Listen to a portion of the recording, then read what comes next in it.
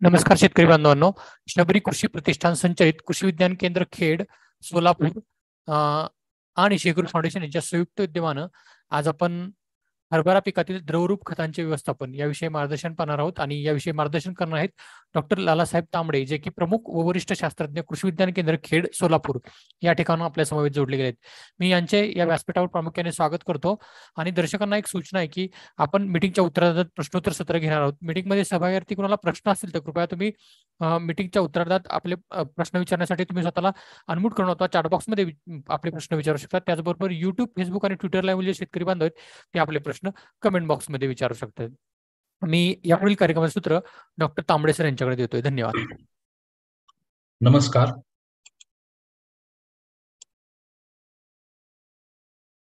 Screen दिसतो आहे? दिसते सर, दिसते. सर्वांना नमस्कार. आजच्या सेक्रू आणि कृषी विज्ञान केंद्राच्या मार्फत आज जे लाईव्ह प्रोग्राम होतोय याच्यामध्ये हरभरा पिकामधील द्रवरूप खताचा वापर आणि एकात्मिक अन्नद्रव्य व्यवस्थापनाचे तत्व या अनुषंगाने आजचा कार्यक्रम होतोय. आपण पाहतोय की मोठ्या प्रमाणावर हरभऱ्याचं पीक यावर्षी संपूर्ण महाराष्ट्रभर जास्त प्रमाणात झालेलं आहे. त्याचं एकमेव कारण जे आहे ते पावसाचं जे प्रमाण आपल्याला ऑक्टोबरमध्ये दिसलं, सप्टेंबरमध्ये दिसलं आणि त्याच्यामुळं बऱ्याच वेळा जी खरीपाची पिकं होती ती काढली, त्याच्यानंतर ती रानं दुरुस्त करायला वेळ झाला आणि हरभऱ्याचं पीक मोठ्या प्रमाणावर आलं. हरभऱ्याचं पिकाचं वैशिष्ट्य असं आहे की हे कमी कालावधीचं पीक आहे, कमी पाण्यामध्ये येणारं पीक आहे आणि कमी मेहनत किंवा कमी इनपुट लागणारं पीक आहे. त्याच्यामुळे शेतकरी ज्याच्याकडे विशेषतः लार्ज होल्डिंगवाले शेतकरी तर ह्याच्याकडे हमखास वळतात, कारण त्याचं व्यवस्थापन करणं सोपं आहे. आणि त्याच अनुषंगानं हे जे पीक आहे हे कमी कालावधीमध्ये अतिशय चांगला आर्थिक नफा मिळवून देणारं पीक आहे. आणि केवळ आर्थिक नफा मिळवून देणं, उत्पादन देणं याच्यापुरतं मर्यादित नाही, तर या पिकामुळं आपली जी जमीन आहे त्या जमिनीमध्ये सुपीकता येते. त्याचं कारण म्हणजे नत्र स्थिरीकरण करणारे जीवाणू. आपण पाहिलं की हरभरा जर पेरला आपण तर आपल्या जमिनीचं बेऊड पीक असं त्याला संबोधित जातं. याचं कारणच असं आहे की त्याच्यामुळं जमिनीत नत्र स्थिरीकरणाचं प्रमाण हे जवळपास हेक्टरी 80 ते 85 किलो पर्यंत होऊ शकतं. आणि यामुळं आपलं पुढचं जर एक दल पीक असेल तर ते चांगलं येतं. असं हे बहुउपयोगी आणि जमिनीमध्ये सुधारणा करणार हे पीक आहे.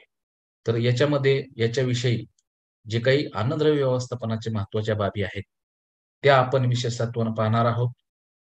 आणि या ज्या बाबी आहेत या बाबीचं काय महत्व आहे याच्या उत्पादनामध्ये याविषयी आपण पाहणार आहोत.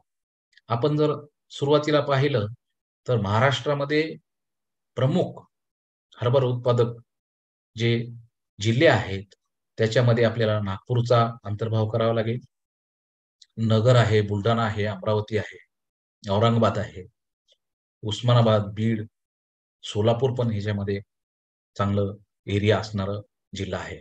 तर असे हे जिल्हे आहेत की ज्या जिल्ह्यामध्ये सर्वात जास्त क्षेत्रावर हे पीक घेतलं जातं. आपण जर देशाचा विचार करायला गेलो तर पाहतोय आपण की भारतामध्ये 64% क्षेत्र हे जवळपास उत्पादनात आपलं त्याचं योगदान आहे. आणि इतर जर देश बघितला आपण तर याच्यामध्ये आपली डॉमिनन्सी आहे. म्हणजे हरभरा उत्पादनामध्ये आपला देश हा अग्रेसर आहे. आणि म्हणूनच की काय आपण पाहतो की जगाला बऱ्याच वेळा गरज लागेल तेव्हा पल्सेस किंवा हरभऱ्याचे सप्लाय, हरभऱ्याचं पीठ असेल तर याचा सप्लाय भारतातून एक्सपोर्ट पण काही प्रमाणात आपल्याकडे. आता जर आपण जागतिक सिनेरिओ पाहायला म्हटलं तर इथं मगाशी मी आपल्याला सांगितलं की भारत देश अग्रेसर आहे. केवळ एरियामध्ये अग्रेसर नाही तर उत्पादनामध्ये सुद्धा भारत देश अग्रेसर आहे. आणि याच्यामध्ये आपण जर बघितलं तर फार छोट्या प्रमाणावर इतर देश आहेत त्याच्यामध्ये इराण आहे, ऑस्ट्रेलिया आहे, पाकिस्तान आहे. हे अगदी छोट्या प्रमाणावर त्यांचं क्षेत्र आणि उत्पादनाची आकडेवारी आहे. यावरून असं लक्षात येतं की आपला देश जगामध्ये हरभरा उत्पादनामध्ये अग्रेसर आहे. आपण जर राष्ट्रीय पातळीवर पाहिलं तर याची उत्पादकता आपण बघितलं तर 9.58 क्विंटल प्रति हेक्टरी एवढी उत्पादकता आहे. तर ह्या उत्पादकता वाढवण्यासाठी खूप मोठ्या प्रमाणावर संधी आहे आणि त्याच्यामध्ये ज्याला आपण म्हणू की पाण्यात विरघळणारे जे खत आहेत, द्रवरूप खत आहेत, याचा आपण जो वापर आहे त्याला खूप मोठ्या प्रमाणावर संधी आहे. तर ह्या गोष्टी आपण भविष्यामध्ये कशा करायच्यात हे या आजच्या कार्यक्रमातून आपल्याला पाहायचं आहे. आपण जर सिनारिओ पाहिला देशाचा, तर त्यामधून आपल्याला एक गोष्ट दिसते. महाराष्ट्रामध्ये जवळपास 16% आपले जे शेअर आहे, एरिया आहे, तो आहे. राजस्थान त्याच्यामध्ये आहे, मध्य प्रदेश त्याच्यामध्ये आहे अग्रेसर. तर या 3-4 राज्यामध्येच खूप मोठ्या प्रमाणावर हरभऱ्याचं उत्पादन होतं. दिग्विजय मी थोडक्यात या बाबी कव्हर करतो आणि आपण अन्नद्रव्य व्यवस्थापनावर जास्त भर देऊयात. त्याच्यामध्ये दिग्विजय हा वाण आहे, महात्मा फुले कृषी विद्यापीठाचा वाण आहे. जिरायतसाठी, उशिरा पेरणीसाठी हा वाण आहे. याचे आपण बघितलं तर तपकिरी दाणे असतात. विराट हा वाण सुद्धा चांगला आहे. काबुली हा वाण आहे, ज्याचे की आपण म्हणतो की जे काही दाणे आहेत त्याचा आकार मोठा आहे. नंतर आता इथून पुढे आपण आपला जो आजचा विषय आहे, की हरभरा उत्पादनामध्ये एकात्मिक अन्नद्रव्य व्यवस्थापन आणि विशेषतः फोलियर ॲप्लिकेशन्स जे अन्नद्रव्याचा आहे, त्याचा काय रोल होऊ शकतो, हा त्याच्यामधला भाग आहे. आपण पाहिलं तर हरभरा पिकासाठी आपण प्रति किलो बियाण्यामध्ये 5 ग्रॅम ट्रायकोडर्मा हे त्याला चोळणं गरजेचं आहे. त्याचबरोबर जर आपल्या ट्रायकोडर्मा असेल तर पारंपरिक पद्धतीने 2 ग्रॅम थायरम हे आपल्याला बियाण्याला चोळून आलेलं असतं. त्या थायरमच्या वर जरी आपण ट्रायकोडर्माचं ॲप्लिकेशन केलं तरी चालू शकेल. रायझोबियमचं आपण हे जैविक जी खतं आहेत त्याचा आपण वापर करणं गरजेचं आहे. त्याच्यामध्ये 250 ग्रॅम प्रति 10 किलोसाठी म्हणजे साधारणतः 25 ग्रॅम प्रति किलोसाठी हे रायझोबियम आणि पी-एस-बी वापरणं गरजेचं आहे. हे द्रवरूप स्वरूपात सुद्धा बाजारात उपलब्ध आहे. द्रवरूप असेल तर 10 मिली प्रति किलो बियाण्यास प्रमाणात आपण याचा वापर करणं गरजेचं आहे. आणि हा जो वापर आहे, तो सुलभ होण्यासाठी आपल्याला ही जी रायझोबियम, पी-एस-बी खतं, मग आपल्याला ते घनरूपात असोत किंवा द्रवरूपात असो, तर बियाणं पेरणीला आपण ज्यावेळेस घेऊन जातो, त्यावेळेस रासायनिक प्रक्रिया जर बियाण्याला केली असेल, तर ती अगोदर करावी आणि त्यानंतर जैविक जी खतं आहेत ती वापरावी. बऱ्याच वेळा शेतकरी चुकीनं अगोदर जैविक वापरतात, पुन्हा त्याच्यावर रासायनिक आवरण देतात. ते चुकीचं आहे.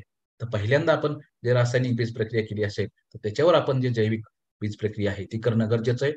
विशेषतः रायझोबियम आणि पी-एस-बीचा वापर आपण थोडं कोमट पाण्यामध्ये गुळाचं द्रावण आपण जसं गुळवणी असतं तसं थोडंसं केलं आणि हे जे पावडर स्वरूपात आहेत, ते आपण बियाण्यामध्ये असं टाकले बियाण्यावर आणि त्याच्यावर ते गुळवणी थोडंसं गुळाचं पाणी आपण मिक्स केलं आणि बियाणं असं आपण जर मिक्स केलं, तर त्याला चांगल्या प्रकारे थर रायझोबियम आणि पी-एस-बीचा बसतो आणि हे थंड म्हणजे सावलीला हे थोडं वाळवायचं तास अर्धा तास आणि त्यानंतर म्हणजे जोपर्यंत आपले पेरणीचे बाकीचे अरेंजमेंट होत नाही, जांजूड होत नाही, तोपर्यंत हे बियाणं वाळलं जाईल, थोडंसं सुकलं जाईल, वाळलं म्हणण्यापेक्षा सुकलं जाईल आणि त्यानंतर आपण ते पेरणीसाठी वापरायचं आहे.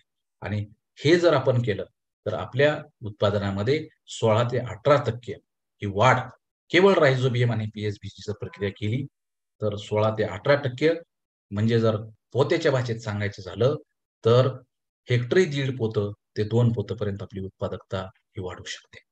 आणि याचा खर्च जर आपण बघितला, तर साधारणतः ₹70-80 आपल्याला पुरेसे होतात एका एकरासाठी. ₹100च्या आतबाहेर याचा खर्च आहे आणि त्याच्यामधून जर आपण उत्पादकतेमध्ये जर वाढ पाहिली, तर जवळपास 1.5 ते पावणे 2 पोतेपर्यंत उत्पादकतेमध्ये वाढ झाली. तर या गोष्टीवर विशेषतः भर देणं गरजेचं आहे. ही पहिली महत्त्वाची मूलभूत बाब आहे, की बियाणं पेरणीपूर्वी बियाण्याला रायझोबियम आणि पी-एस-बी याचा लेप किंवा ते चोळणं गरजेचं आहे. तारखेच्या बाबतीत आपण पाहायला गेलं, पेरणीच्या वेळेच्या बाबतीत पाहायला झालं, तर यामधून आपल्याला दिसतंय ऑक्टोबर-नोव्हेंबर हा जो कालावधी आहे, तर हा आपल्याला सगळ्यात चांगला आहे पेरणीसाठी. बऱ्याच वेळा शेतकऱ्याचं रान उशिरा मोकळं झाल्यामुळं काही शेतकरी डिसेंबरपर्यंत पेरतात. पण त्याच्या उत्पादकतेमध्ये घट येण्याची शक्यता असते. त्यामुळे ऑक्टोबर-नोव्हेंबर हा जो कालावधी आहे, हा आपल्याला पेरणीसाठी, हरभऱ्यासाठी उत्तम आहे. खत मात्रेच्या बाबतीत जर आपण पाहायला गेलं, तर हरभरा पिकासाठी हेक्टरी 25 किलो नत्र, 50 किलो स्फुरद याची आवश्यकता असते आणि त्यासाठी आपली जी बाजारात खतं उपलब्ध आहेत त्याच्यामध्ये 125 किलो DAP किंवा 50 किलो युरिया अधिक 300 किलो सुपर फॉस्फेट हे जर पेरणीच्या वेळेस आपण दिलं तर त्याचा चांगला परिणाम होतो. जे रासायनिक खत आपण वापरतोय त्या खतामध्ये आपण जर 25% खत हे गांडूळ खतामधून दिलं आणि 75% खत पण युरियामधून दिलं आणि जे स्फुरद आहे तो आपण सिंगल सुपर फॉस्फेटच्या स्वरूपात दिला तर तो अतिशय जास्त प्रभावी होऊ शकतो. हे असं प्रयोगावरून दिसून आलेलं आहे. घाटे भरण्याच्या अवस्थेमध्ये आता आपण फोलियर ॲप्लिकेशनच्या बाबतीत पाहू, ज्याला आपण वॉटर सोल्युबल फर्टिलायझर म्हणून, द्रवरूप खतं म्हणू. तर याच्यामध्ये घाटे भरण्याच्या अवस्थेमध्ये जर 2% युरिया आपण वापरला, तर तो खूप उपयोगाला येऊ शकतो. हे पुढील अजून आकडेवारीवरून आपल्याला सिद्ध होईल. त्याच्यामुळं याचा वापर करणं खूप गरजेचं आहे. आता फोलियर न्यूट्रिशनच्या बाबतीत आपण इथे एक प्रयोगाचा मी निष्कर्ष तुम्हाला मुद्दाम सांगतो आहे. आपण जर त्या द्रवरूप जी खतं आहे युरिया पाण्यात विरघळणारं 2% युरियाचा स्प्रे आपण जर दिला नाही, तर त्या लोकल प्लॉटमध्ये जवळपास 560 किलो प्रति हेक्टर इतकं उत्पादन आलं आणि 25-50चा डोस ज्या ठिकाणी दिलेला आहे, त्या ठिकाणी 721 किलो इतकं उत्पादन आलं. म्हणजे 28% उत्पादनात वाढ, जवळपास 29% उत्पादनात वाढ केवळ नत्र आणि स्फुरद दिल्यामुळे झाली आणि 2% युरियाचा स्प्रे केल्यामुळं हे 779 किलो प्रति हेक्टर इतकं उत्पादन आलं. म्हणजेच 39% वाढ झाली. यावरून आपल्या असं लक्षात येतं, की जवळपास 106% पर्यंत जी वाढ आहे, म्हणजे 1169 इतकं उत्पादन आलं. रेकमेंडेड डोस आपण जर दिला आणि युरिया 2% जर वापरला, म्हणजे या दोन्हीचं कॉम्बिनेशन जे आहे, विशेषतः शिफारस केलेला 25-50चा डोस आणि 2% युरिया हे जर आपण वापरलं, तर जवळपास आपली उत्पादकता जी आहे, तर 1.5 ते 2 पटीपर्यंत वाढलेली आपल्याला दिसते. म्हणजे जिथं 28% वाढ झालेली आहे, त्या ठिकाणी 106% पर्यंत आपल्याला वाढ होऊ शकते आणि हे यावरून आपल्या लक्षात येतं, याचं महत्त्व अधोरेखित होतं, की किती त्या महत्त्वाचा रोल हा जे शिफारस केलेली खतं आहेत, जे ज्याला आपण नत्र आणि स्फुरदचा वापर ह्याच्यामध्ये अंतर्भाव आहे. त्याचबरोबर युरियाचा जर वापर आपण केला, वॉटर सोल्युबल म्हणजे फवारणीमधून वापर जर केला, तर ते खूप प्रभावी आपल्याला दिसून आलेलं आहे. याचं डिटेल्स अजून इथं आपण दिलेलं आहे, की 2% युरिया आपण जर वापरला, तर याच्यामध्ये एक गोष्ट आहे, त्याची उत्पादकता तर वाढतेच वाढते आणि त्याचं जी काही साईज आहे ग्रेनची, ती पण दाण्याचे आकार पण वाढतो. यावरून असं दिसतं, की वॉटर स्प्रे जे आहे, 2% युरियाचा जो स्प्रे आहे, याच्यामधून सुद्धा हा फरक किती जाणवतोय. हे आपण बघतो आता पाण्याचा फवारा घेतला आणि 2% युरियाचा फवारा घेतला, तर त्याच्या उत्पादकतेमध्ये किती वाढ झाली, हे दर्शविणारा हा ग्राफ आहे. तर यावरून असं लक्षात येतं, की 2% युरिया, 2% युरियाचा वापर हा प्रभावी दिसून आलेला आहे. त्याचं आपण अर्थशास्त्र जर बघितलं, की वेगवेगळे जे अन्नद्रव्य वापरतात, त्याचं जर अर्थशास्त्र आपण बघितलं, तर यावरून असं लक्षात येतंय, की पोटॅशियम नायट्रेट जे आहे, याचा जो वापर आहे, तो अतिशय प्रभावी असा दिसून आलेला आहे आणि 2.9 इतका त्याचा म्हणजे बेनिफिट कॉस्ट रेशो आलेला आहे. नंतर आपण युरियाच्या बाबतीत आपण बघितलं तर 3% जवळपास 3% पर्यंत त्याचा बेनिफिट कॉस्ट रेशो आलेला आहे. तर यावरून असं लक्षात येतं, की हे जे पाण्यात विरघळणारी खतं आहेत, त्याचं ॲप्लिकेशन आहे, त्याचा वापर आहे, हे खूप प्रभावी आहे. आपण आता एक प्रयोग राष्ट्रीय पातळीवर, आंतरराष्ट्रीय पातळीवर याच्या बाबतीत झालेले आहेत, त्याचे आपण बघूयात. जर आपण झिंक सल्फेटचा वापर केला आणि फेरस सल्फेटचा जर वापर केला, तर जे बियाणं आहे, त्या बियाण्या उत्पादनामध्ये वाढ झाली दिसून आली. याच्यामध्ये डेटा जर पाहिला आपला, तर 137.3 ग्रॅम प्रति स्क्वेअर मीटर पर्यंत इतकं त्याचं उत्पादन आलेलं आहे. हे आपण जर फवारणीच्या स्वरूपात झिंकचा वापर केला किंवा फेरस सल्फेटचा वापर केला, लोहाचा वापर केला, तर याच्यामध्ये बियाण्याच्या उत्पादनामध्ये वाढ आढळून आली. त्याचबरोबर जर आपण कॉम्बिनेशनमध्ये वापर केला, फवारणीच्या स्वरूपात झिंक असेल, फेरस असेल आणि NPK हे जर आपण वॉटर सोल्युबल मधून दिलं, फवारणीच्या स्वरूपात म्हणून दिलं, तर त्याची ॲक्शन अशी होती, हे ग्रोथ प्रमोटर म्हणून काम करतं आणि यामुळं जी झाडाची वाढ आहे ती सुद्धा चांगल्या प्रकारे होते आणि बियाण्याच्या उत्पादनामध्ये सुद्धा चांगला आमूलाग्र असा बदल. तर या गोष्टीवरून असं लक्षात येतं, की आपण बेसल डोस बरोबर हे सूक्ष्म अन्नद्रव्य विशेषतः झिंक आणि फेरसचा जर वापर फुलियर स्वरूपात केला, तो सुद्धा हरभऱ्याच्या उत्पादनामध्ये एक मैलाचा दगड ठरू शकतो. तर ही गोष्ट आपण सगळ्यांनी लक्षात घेणं गरजेचं आहे. आणि तिसरा जो मी पॉइंट ह्याच्यामध्ये सांगणार आहे, की हा आपल्याला सगळ्याला वेल नोन आहे.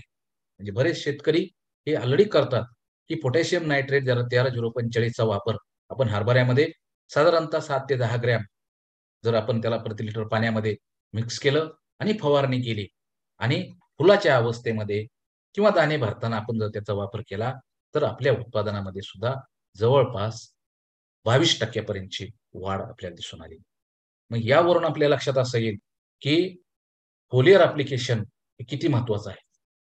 आणि हरभऱ्यामध्ये विशेषतः जे की ज्याचा कालावधी कमी आहे, ज्याचा अ, ज्याला म्हणू आपण वॉटर यूज इफिशियन्सी जी आहे हरभरा हरभरा पिकामध्ये, ती सुद्धा खूप महत्वाची आहे, खूप चांगली आहे.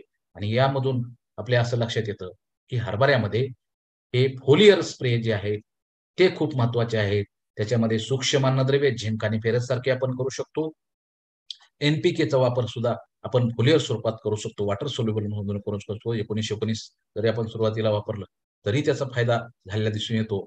आणि 13,045 चा वापर हा हरभऱ्यामध्ये सुद्धा खूप प्रभावी आढळून आलेला आहे. तसंच दुसरी गोष्ट एक आमच्या निरीक्षणात अशी आढळून आली आहे, की 05234 हे जे वॉटर सोल्युबल खत आहे, हे जर पाण्याची ताण पडला असेल, स्ट्रेस असेल, पीक स्ट्रेसमध्ये जर असेल, पाण्याचा ताण असेल, आपण त्याला पाणी देऊ शकत नाही किंवा जमिनीमध्ये भेगा पडलेल्या आहेत. अशा अवस्थेमध्ये 05234 याचा जर आपण साधारणतः 5-7 ग्रॅम ते 8 ग्रॅमनी प्रति लिटर पाण्यामध्ये मिसळून जर फवारा दिला, तर पाण्यामध्ये दिलेल्या खतामुळे या पिकामध्ये जो स्ट्रेस आहे, जो ताण आहे, जो ड्रॉटमुळं किंवा जे अवर्षण आहे, त्याच्यामुळं जो ताण आहे, तो ताण सहन करण्याची क्षमता या पिकामध्ये वाढते. तर या गोष्टी मला वाटतं, की शेतकऱ्यांनी लक्ष देण्याची गरज आहे आणि याच्यामध्ये खूप उत्पादन वाढीचं पोटेन्शियल आहे. पुढचे काही मुद्दे आहेत, मी थोडक्यात सांगतो. याच्यामध्ये पाणी व्यवस्थापनाच्या बाबतीत सुद्धा हे जे वॉटर सोल्युबल्सचा वापर सांगितला मी तुम्हाला 05234 चा. याच्यामध्ये जर आपल्याला पाण्याची टंचाई असेल, तर त्याचा आपण वापर करू शकतो.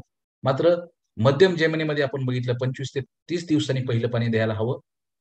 45 ते 50 दिवसांनी दुसरं पाणी द्यायला हवं आणि जर गरज वाटली तर 65 ते 70 दिवसांनी तिसरं पाणी द्यायला हवं. आणि जी भारी जमीन आहे, या ठिकाणी आपण 2च पाळ्या जर पाण्याच्या दिल्या तरी पुरेशा होतात. त्याच्यामध्ये साधारणतः 30 दिवसांनी आणि 60 दिवसांनी. हे जर आपण पाळलं, तर निश्चित आपल्या हरभरा उत्पादनामध्ये आमूलाग्र असं उत्पादनात वाढ होऊ शकते. नंतर आपण त्याचा परिणाम बघितलाय विविध उत्पादन घटकाचा कडधान्य उत्पादनावर काय परिणाम होऊ शकतो, याचा आपण पाहिलं. तुरीमध्ये जवळपास 18% क्षमता ही सुधारित वाणामुळे या हरभरा पिकामध्ये आहे. म्हणजे आपण जर सुधारित वाण वापरला, तर 18-19% उत्पादन आपलं हे सुधारित जातीचं बियाणं वापरल्यामुळे होऊ शकेल. खतं आपण ज्याच्यावर आता विशेषतःनं भर दिलेला आहे, त्याचं जवळपास 14.5-15% पर्यंतचं उत्पादन वाढ याच्यामध्ये आहे. आणि बीज प्रक्रियामध्ये ही कमीत कमी 12.5% मॅक्सिमम आम्ही 18% पर्यंत वाढ आपण आढळलेली आहे. तर या गोष्टीवरून आपल्या लक्षात येतं असं, तर हे जे विशेषतः कडधान्य पिकं आहेत, याच्यामध्ये सरासरी उत्पादनात वाढ जर बघितलं आपण, तर बीज प्रक्रियेमध्ये मग मी जे म्हटलं, की 1.5 ते पावणे 2 पोत्यापर्यंत उत्पादनात वाढ हे बीज प्रक्रियेमध्ये येऊ शकते. नंतर आता हरभरा सध्या पीक आहे आपल्या फील्डमध्ये. काही शेतकऱ्याकडं हा प्रश्न निश्चित भेडसावत असेल, म्हणून मी हे थोडक्यात हेही विषय कव्हर करतो, की घाटे अळीचं एकात्मिक कीड नियंत्रणाच्या पद्धती आपण इथं दिलेल्या आहेत. विशेषतः आपण बघतो, की पहिली फवारणी घाटे अळीचा उपद्रव दिसू लागताच रोपावस्थेमध्ये आपण हेलिओकिल 500 मिली जर केली, तर त्या प्रभावी ठरू शकतं. दुसरी फवारणी पीक 50% फुलोऱ्यात असताना 5% निंबोळी अर्कचा वापर आपण केला किंवा 1 ते 1.5% B2 जीवाणूची पावडर जर आपण वापरली त्याचा फायदा होऊ शकतो.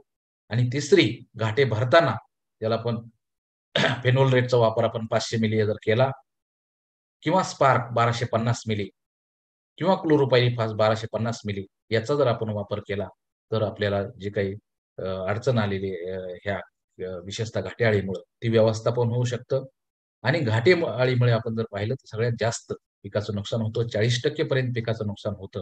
आणि याच्यासाठी या अळीचा प्रादुर्भाव इतर पिकावर म्हणजे जे तूर आहे, सूर्यफूल आहे, टोमॅटो आहे याच्यावर जास्त होतो. त्याच्यामुळं ही पिकं जर जवळ असली त्याचं प्रमाण अजून वाढतं.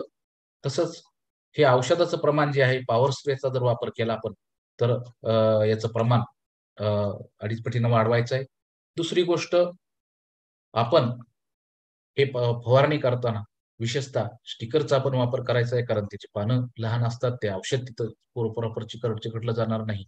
आणि अर्धा ग्रॅम इमामेक्टिन बेन्झोएट जरी आपण त्याचा वापर केला तरी ही जी कीड आहे घाटे अळी ही आपल्या कमी खर्चामध्ये आपले व्यवस्थापन होईल. आणि विशेषतः निंबोळी अर्कचा 5% वापर हा खूप प्रभावी झालेला आहे. नंतर कामगंध सापळे आपण एकरी 5 ते 6 लावले आणि त्याच्यामधले जे गोळी आहे, ल्युर्स आहे, आपण 20 दिवसाला जर बदलत गेलो, तर निश्चित आपण या जी कीड आहे, याच्यापासून सुद्धा आपला पिकाचा बचाव करू शकतो. ह्या काही थोड्याशा अचिव्हमेंट्स मी दिलेल्या आहेत गेल्या वर्षी जे मला राष्ट्रीय पातळीवर अवॉर्ड मिळालं त्याच्या बाबतीतचं आहे. अ, हरभरा पिकाच्या बाबतीत सर्वांगीण थोडीशी चर्चा जर करायची झाली, तर एक गोष्ट आपल्या लक्षात येते. आपल्याला जी ही साईज आपल्याला झालेली दिसते, हे फोलियर ॲप्लिकेशन्स जे आता आपण सांगितलं, की पाण्यात विरघळणारी खतं. तर त्याच्यामुळं आपल्याला त्याची घाट्याची संख्या वाढलेली दिसते. नंतर घाट्याचा आकार वाढलेला दिसतो आणि 3 दाण्याचे जे घाटे आहेत, त्याचंही प्रमाण वाढलेलं दिसतं. हे या प्रयोगातून सिद्ध झालेलं आहे. तर मला वाटतं, की हे सर्व बाबी आपण जर विशेषतः लक्ष देऊन केल्या, तर निश्चित आपल्याला हरभऱ्याच्या उत्पादनामध्ये आमूलाग्र असा बदल होईल. 25% पासून 45% पर्यंत आपली उत्पादकता वाढू शकते. हे जर आपण एकात्मिक पद्धतीने अन्नद्रव्य व्यवस्थापन चांगल्या पद्धतीने केलं. तर हे या गोष्टी मला वाटतं आपण लक्ष द्यावं आणि या गोष्टीचा आपण अंतर्भाव करावा, असं मला वाटतं. काही शेतकऱ्याचे प्रश्न असले त्याच्यावर आपण बोलूयात. ओके. सध्याच्या अवस्थेमधले काही अडचणी असल्या शेतकऱ्याच्या त्याच्यावर आपण जास्त चर्चा केली बरं राहील. ओके. तर पुन्हा एकदा धन्यवाद सर. आपण प्रश्नोत्तर घेऊया मग. हो, हो. ठीक आहे. कुणाचे आता आपण मीटिंगमध्ये सभागार्थी कोणाला प्रश्न असतील तर आपण स्वतःला अनम्यूट करून अथवा चॅट बॉक्समध्ये आपले प्रश्न विचारू शकता. त्याचबरोबर युट्यूब, फेसबुक आणि ट्विटर लाईव्हमध्ये शेतकरी बांधव आपले प्रश्न कमेंट बॉक्समध्ये विचारू शकतायत. तर कुणाला प्रश्न असतील तर कृपया तुम्ही स्वतःला अनम्यूट करा आणि थेट सरांशी संवाद साधू शकताय. सर एक प्रश्न आलेला आहे की हरभऱ्यामध्ये अन्नद्रव्याची कमतरता हो. आणि काहीशे रोग, तर हं. हे कसं ओळखायचं अन्नद्रव्याची कमतरता आणि रोग, आणि तुम्ही त्याचं फॉलियर ऍप्लिकेशन म्हणजे जे आपण फवारणीद्वारे खतं देण्याचं हे करतोय तर ते त्यात सूक्ष्म अन्नद्रव्यांचा वापर कसा करायचा? आणि आपण पाहतोय की अन्नद्रव्याची कमतरता आपण पाहतोय की जर नत्र आपल्याकडं त्या पिकामध्ये कमी असेल तर त्याचे पानं जे आहेत पिवळे झालेले आपल्याला दिसतील. नंतर पालाची आपल्याकडे कमतरता असेल तर थोडंसं पानाचा शेंडा थोडासा आपल्याला जळल्यासारखं वाटेल. लोहाची कमतरता आपल्याकडे दिसते. त्याचे पानं असे थोडेसे वरच्या बाजूने मुडपल्यासारखे दिसतात. ह्या सगळ्या गोष्टी विशेषतः आपल्याकडे दिसतात आणि आपल्याकडं कमतरता आपल्या ज्या जमिनी आहेत महाराष्ट्रातल्या त्याच्यामध्ये नत्राची कमतरता आहे, स्फुरद कमतरता आहे आणि झिंकची कमतरता आपल्याकडे जास्त. लोहाची कमतरता पण आहे. त्याच्यामुळे ही जी अन्नद्रव्ये आपल्याला सांगितली, ती आपण वापरू शकता. बऱ्याच वेळा असं होतं, की कोरडी मुळकूज जी आहे, त्या कोरडी मुळकूजमुळे सुद्धा पानं वाळतात, वरच्या बाजूला मुडपतात. त्यामुळे सुद्धा आपल्याला वाटतं, की कमतरता अन्नद्रव्याची वगैरे आहे का? पण ह्याच्यामुळं काय होतं, की झाडाला फुलोरा व घाटे लागण्याच्या वेळेस आपल्याला हा रोग विशेषतः दिसून येतो. राखाडी रंगाची ती पानं होतात आणि दिग्विजय जातीचा जर आपण वापर केला, तर हा जो कोरडी मुळकूज आहे, जे आपल्याला हरभऱ्यामध्ये काही वेळा दिसतं, तर तेही आपल्याला दिसणार नाही. तसंच मर रोग आपल्याला दिसतो, ज्याच्यामुळं कोळी झाडं वाळतात. यावेळेस त्याच्यातला आपल्याला फरक फक्त बऱ्याच वेळा शेतकऱ्याचं जंबलिंग हे कोरडी मुळकूज आणि नत्राची कमतरता याच्यामध्ये होते. बऱ्याच वेळा वाटतं की नत्राची कमतरता आहे का काय, कारण तेही पिवळं पडलेलं असतं आणि वाळलेलं असतं. तर याच्यामध्ये एक स्टेज लक्षात घेणं गरजेचं आहे की फुलोरा आणि घाटे वेळेची जी अवस्था आहे त्यावेळेस कोरडी मुळकूच होते आणि मर जी असते ती सुरुवातीच्या अवस्थेमध्ये आपल्याला त्याच्यामध्ये दिसते. तर या बाबीमध्ये आपण लक्ष द्या. विशेषतः मला आपल्याला सांगायचं आहे हरभरा उत्पादकाला, हे 4 मुख्य जे घटक आहेत त्याच्यामध्ये नत्र आहे, स्फुरद आहे, झिंक आहे आणि लोह आहे. याचा आपण वापर जे आता सुरुवातीला मी चर्चा केली त्याच्या पद्धतीने जर केला तर निश्चित आपल्याला आपल्या उत्पादक चांगले वाढवू शकतो. ओके. अजून कोणाचे प्रश्न आहेत आपण अनम्यूट करून विचारू शकताय सरांना. सर अजून एक प्रश्न आलेला आहे सोशल साईडवरून.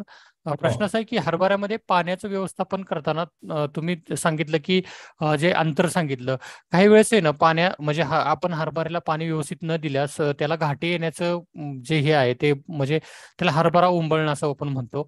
तर ही समस्या कशामुळे निर्माण होते आणि ह्यासाठी आपण काय कशा पद्धतीने व्यवस्थापन केलं पाहिजे? हो, बऱ्याच वेळा लोकांना असं वाटतं की सुरुवातीला हरभऱ्याला जर पाणी दिलं तर हरभरा वाळून जाईल. पण हरभरा वाळण्याचं कारण हे मर आहे आणि तो जो बुरशीजन्य रोग आहे त्या बुरशीजन्य रोगामुळे मर हा रोग होतो आणि ते वाळतं. यासाठी एक गोष्ट करणं गरजेचं आहे. ट्रायकोडर्माची बीज प्रक्रिया मी आपल्याला सुचवली होती सुरुवातीला 4 ग्रॅम प्रति 4 ते 5 ग्रॅम प्रति किलो बियाण्यास आपण ट्रायकोडर्माचा जर वापर केला तर हे मर रोग जो आहे तो आपल्या त्या पिकाला येणार नाही. किंवा मर प्रतिबंधक वाण आपण जर वापरलं जसं दिग्विजय आहे तर त्याचा आपण वापर जर केला तर निश्चित आपल्याला याच्यापासून बचाव करता येऊ शकतो. पाण्याच्या अवस्थेच्या बाबतीत आपण जर म्हणाल तर आपल्याकडे किती पाणी आहे? 3 पाणी जर असले तर 30 दिवसांनी 45 दिवसांनी आणि 65 किंवा 70 दिवसांनी देणं गरजेचं आहे. 2 पाणी जर असले तर 30 ते 32 दिवसांनी आणि 60 ते 65 दिवसांनी या 2 वेळेस देणं गरजेचं आहे. त्यामुळे आपल्याकडे पाण्याची किती आहे उपलब्धता त्याप्रमाणे आपण जर वापर केला तर निश्चित हरभरा पीक हे चांगलं उत्पादनही देणार आहे आणि केवळ 2 पाणी दिल्यामुळं हरभऱ्याच्या उत्पादनामध्ये जवळपास 60 ते 70% पर्यंत वाढ येऊ शकते. कारण त्याला खूप महत्वाचं आहे. आणि विशेषतः सगळ्यात कमी पाण्यामध्ये येणारं हे पीक आहे. त्याच्यामुळं मला वाटतं की हे कमी पाण्यावर येणारं पीक आहे आणि 2 पाणी त्याला पुरेसे होतात आणि त्याच्यामुळे आपल्या उत्पादनात वाढ होऊ शकते. ओके. राजन पाटील यांचा प्रश्न आहे सर, हरभरा आपण कोरडवाहू पद्धतीने घेऊ शकतो का? हो, निश्चित. हरभरा आपण कोरडवाहू पद्धतीने घेऊ शकतो. विजय आपण वाण ऐकलं असेल, तो कोरडवाहूसाठी शिफारस केलेला आहे. आणि जमिनीमध्ये जर आपण पहिलं पीक निघलं खरीपाचं आणि ओलावा जर मुरवला, त्याला इन सिटू मॉइश्चर कन्झर्वेशन म्हणतो. मूलस्थानी हे म्हणतो आपण त्याला. तर त्याचा आपण जर वापर केला, मूलस्थानी जलसंधारण, तर ते खूप महत्वाचं होऊ शकतं. जलसंवर्धन. तर हे या गोष्टीमध्ये चौक्या टाकण्याचा पण कार्यक्रम असतो, की ज्यावेळेस आपल्याला पीक घ्यायचं आहे त्याच्यापूर्वी, आता हरभऱ्याचं पीक घेतलं आपण, त्याच्यामध्ये 3 मीटर पासून 10 मीटर जसं आपल्या जमिनीला उतार आहे, अशा जर चौक्या टाकल्या, तर समजा सुदैवानं पाऊस झाला, तर तो पाऊस वाहून जाणार नाही. त्याच्यामध्येच तो मुरेल आणि जास्त पाऊस झाला तर त्याच्यामध्ये चौक्याच्या मध्ये जे पाट काढले असते, त्या पाट ड्रेन होऊन जाईल. तर ह्याच्यामुळं काय होईल, हरभऱ्याच्या उत्पादनात अतिशय चांगलं असा वाढ झालेली आपल्याला दिसते. रणजित यांचा एक प्रश्न आलेला आहे सर, ते म्हणतात की आपण जे तुम्ही पाणी व्यवस्थापन तुषार सिंचनाच्या माध्यमातून सांगितलं, तर त्या माध्यमातून आपण खत देऊ शकतो का तुषार सिंचनाच्या माध्यमातून? तुषार सिंचनाच्या माध्यमातून आपल्याला खत देता येणं शक्य नाही. आपण फवारणीच्या माध्यमातून द्यायला पाहिजे. कारण काय होईल, की तुषार सिंचनाच्या माध्यमातून काही-काही ठिकाणी रिपीटेड आपण पाणी वापरत असतो किंवा आता आपण तुषार सिंचनाच्या माध्यमातून समजा 15 मिनिटं खतं दिली आणि पुन्हा 15 मिनिट पाणी त्याच्यावर चालू ठेवलं, तर ते खतं वाहून जातील आणि ते खाली ग्राउंडवर जातील. फवारणीच्या माध्यमातून दिल्यावर काय होतं, की ते खत त्याच्यावर चिटकलं जातं, त्या पानावर चिटकलं जातं आणि त्या पानाद्वारे त्याचं शोषण होतं आणि त्या पिकाला उपयोगाला येतं. अजून कोणाचे प्रश्न आहेत आपण विचारू शकाल? हा, अजून एक प्रश्न आलेला आहे सर. रवींद्र विचारतायत की सर तुम्ही पानाद्वारे फवारणीच्या खतांचं म्हणजे वापर करण्यासाठी सांगितला, पण ते जर शक्य नसेल तर आपण कुठल्या पद्धतीने आपण खतं देऊ शकतो की जेणेकरून अजून त्याला परिणामकारकता त्या खतांची वाढेल? आपण पाहतोय की आता मी सांगितल्याप्रमाणे की आता आपण जी खतं बेसल डोस जो म्हणलो आपण 25 किलो नत्र 50 किलो पुरत, हा जरी आपण दिला तरी आपल्याला उत्पादनामध्ये चांगल्या प्रकारची वाढ येऊ शकते. आणि हा जो खत आहे, हे जर आपण गांडूळ खताच्या माध्यमातून दिलं 25% नत्र, तर त्याचा परिणामकारक हरभऱ्याला अजून चांगलाच. आणि सिंगल सुपर फॉस्फेटच्या स्वरूपात द्यायला पाहिजे. त्याचे आपल्याला परिणामकारक होतात. अजून कोणाचे प्रश्न आहेत आपण विचारू शकाल? मला वाटते बऱ्यापैकी प्रश्न झाले असावेत. सर तुमचा हो, संपर्क हो. क्रमांक सांगून द्या. संपर्क क्रमांक तुमचा. मला एक सांगायचंय की ही जी पिकं आहेत, या पिकाच्या बाबतीत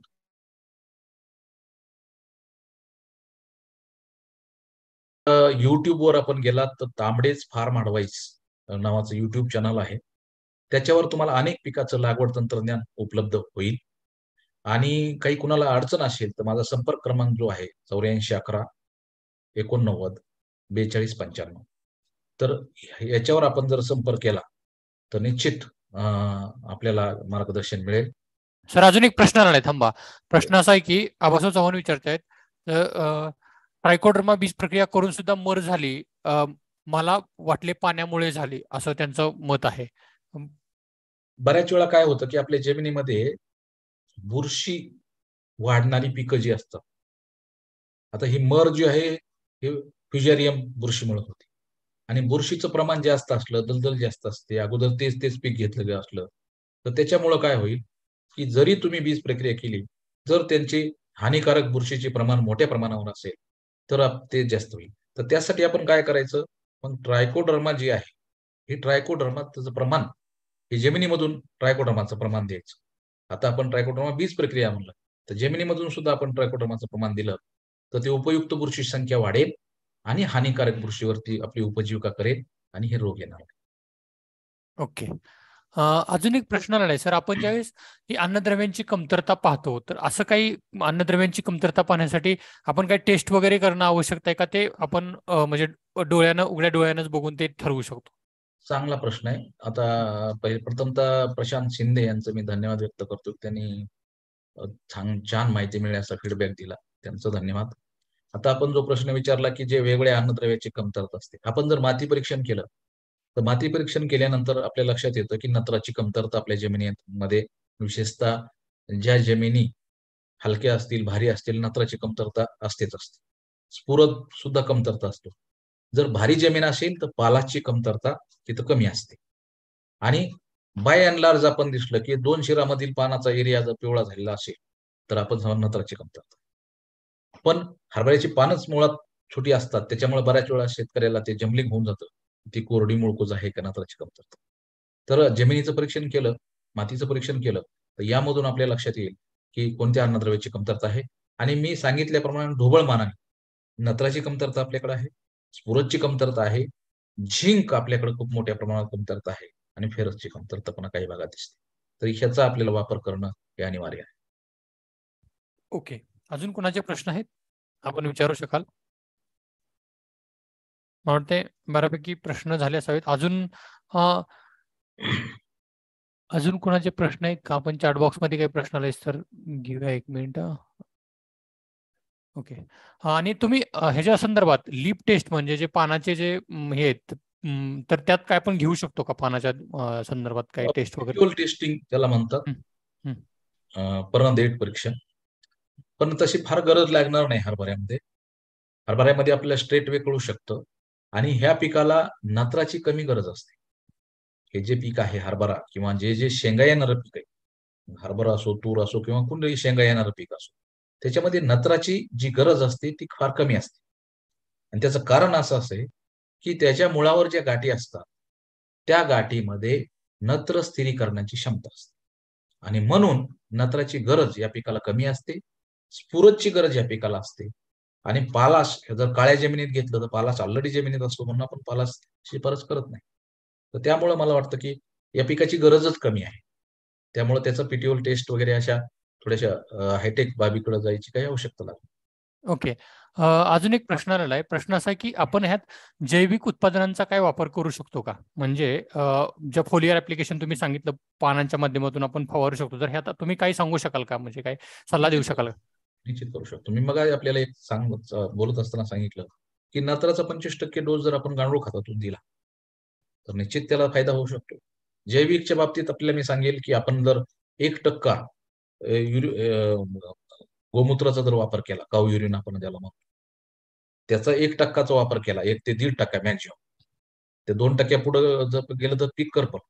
पण 1 ते 1.5% जर आपण वापर केला, तर त्याचा सुद्धा ॲज अ संजीवक म्हणून काम करतं ते पीक, म्हणजे हे गोमूत्र. आणि त्याचे सुद्धा आपल्याला फ्लॉवर सेटिंगमध्ये वाढ झालेली दिसेल, घाट्याची आकार वाढलेला दिसेल, दाणे भरण्यामध्ये ते मदत करू शकतो. तर गोमूत्राचा वापर सुद्धा 1-1.5% आपण हरभऱ्यामध्ये सुद्धा काही शेतकरी करू शकतो त्याचा. पुन्हा निंबोळी अर्कचा जो आहे 5% निंबोळी अर्कचा, त्याचाही वापर आपण करू शकतो. त्याचा डबल फायदा होतो. एक कीडनाशकासाठी सुद्धा फायदा होतो आणि पिकाला त्याचे काही युजफुल ग्रोथ हार्मोन सारखा सुद्धा त्याचा वापर होऊ शकतो. सर अजून एक प्रश्न आलाय. आंतरपिकामध्ये जर हरभरा असेल किंवा कुठल्या तरी दुसऱ्या पिकामध्ये हरभरा आंतरपीक असेल, अशा वेळेस अन्नद्रव्य व्यवस्थापनामध्ये काही फरक पडू शकेल का? निश्चित फरक पडू शकतो. जर हरभऱ्यामध्ये हरभरा जर ऊसामध्ये असेल, तर ऊसाचं जे काही डोस आहे नत्राचा, तो कमी होऊ शकतो. याच्या उलट ऊसामध्ये मका असेल, तर ऊसाचा नत्राचा डोस अजून वाढवण्याची गरज आहे. म्हणजे हरभरा हे इको फ्रेंडली पीक आहे. ते दुसऱ्या पिकाला जास्त हानिकारक ठरत नाही. मात्र किडीच्या बाबतीत ते हानिकारक ठरू शकतो. ज्याला हेलिओथिस किंवा ज्याला आपण घाटे म्हणतो, घाटे सदृश्य जर दुसरं पीक असेल, तर मग ते दोन्ही पिकावर ते होस्ट म्हणून काम ओके.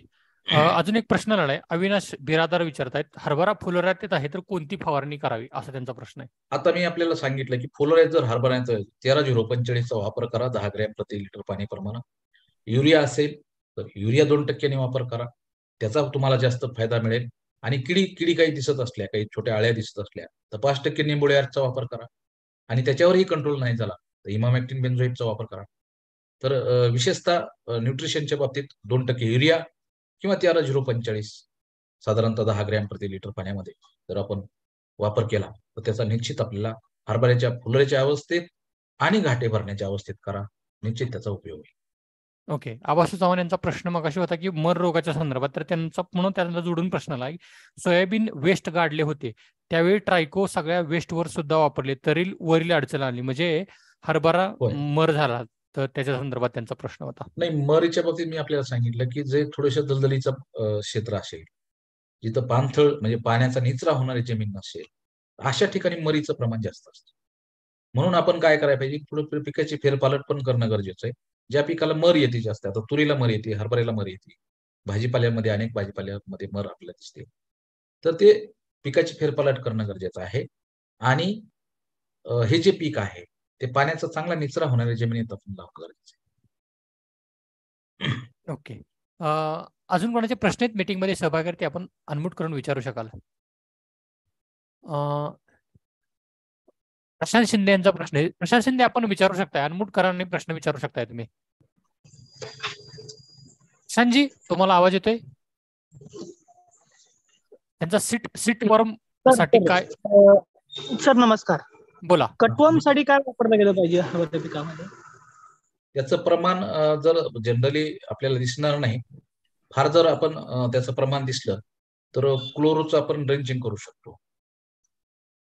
ओके. आणि जैविक उपायामध्ये काय करू शकतो आपण सर यात?